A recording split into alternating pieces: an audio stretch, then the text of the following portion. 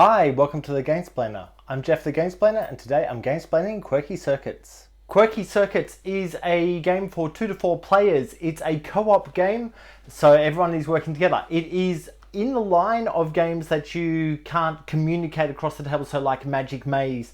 There's not a rule that says you can't talk, but you can't communicate about what's in your hand, what's in the game. I kind of like this style of game. It's co-op-y, but it forces you to not be able to have anyone at the table who's kind of forcing the agenda or forcing their game and everyone just kind of else is playing along.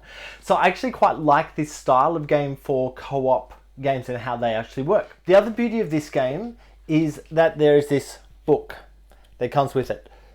Each of these pages is a different map. And so you're playing on one of these maps, and next to it on the other side, there's rules about what you will be using for that specific map. And if you have the same couple of people playing the game each time, you can gradually work through the book. If you have new people, you can either pick up where you're up to or go back to the beginning or pick one in between that you already know that you like. It's all open to negotiation and it's a really good thing to do. And I think that this is going to keep me coming back to this game and playing this game quite a lot compared to other games which get played and then get put away and get forgotten about. I have enjoyed my couple of plays, but I haven't played through all of the different maps, and the beauty of these different maps is they use a different bot for what they're trying to do. So there are 4 different minis that enable you to do different things. And they have a different deck that goes with them so that you're only dealing with things that your actual guys on the board can actually do. Having scanned through the book, I've seen that there's only maybe a few that have 2 of those minis. Usually you're just playing with one of them and their deck. And there's an extra deck that gets added to that depending on which one you're playing in that can do different things. And each of the guys does a different thing. The only games that I've played so far have been using the cat sitting on a Roomba. At least that's what it looks like to me. I'm pretty sure that's a cleaning thing. That's nothing I've really looked at, but that's what it looks like, so I'll go with it. And that's trying to pick up some dust bunnies, and that's a fun little idea. It's a fun little game.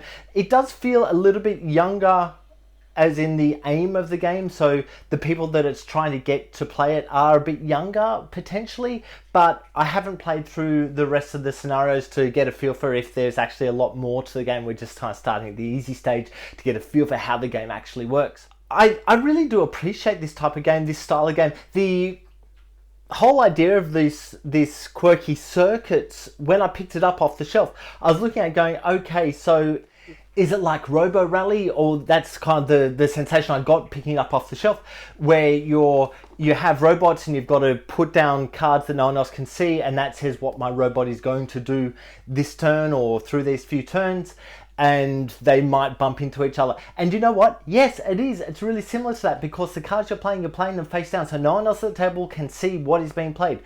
The backs of the cards have an idea, so if they're going straight forward or moving in a straight line, should I say, or if they're turning, but they don't tell you which way they're turning, how far they're moving forward or backwards. So everyone else at the table is thinking, oh, I think that's what's been played. So assuming that's what has been played, that's where he is, so I'll do this card. And every person at the table must play at least one card before you're able to turn that in and turn them over and see what's actually happening to the robot. And there's a life line on it, so you have to finish the game within a certain number of turns, which means that everyone's just kind of putting one card in with the hopes of not going into a weird spot. Probably isn't going to get you through the game. There's a nice little crunch of that type of stuff going on, and I think I've only played it as a 2-player experience, but I think that playing with more players will actually get into trickier space in terms of I just simply don't know where we are, but I've got to put a card down, so I'm going to put this one down, maybe. That kind of idea. I think that this is actually a really well thought through game and a really delightful little game. So it's worth a look-see for anyone who likes this style of game, of sequencing of out of cards and hidden movement and all that type of stuff. It kind of sits right really nicely within the things that you can do on that. So look, have a look at my Gamesplained Gamesplanation, get a feel for how the game actually plays, and if you would like it or if you dislike it. Please comment below if you've got any comments or suggestions. If you have any games that you would like to be Gamesplained, please shoot me an email at thegamesplainer@gmail.com. Follow me on Instagram and Twitter at thegamesplainer to keep up to date with the games I'm playing. Subscribe to my videos to keep up to date with the games I'm gamesplaining. And until next time, enjoy gaming.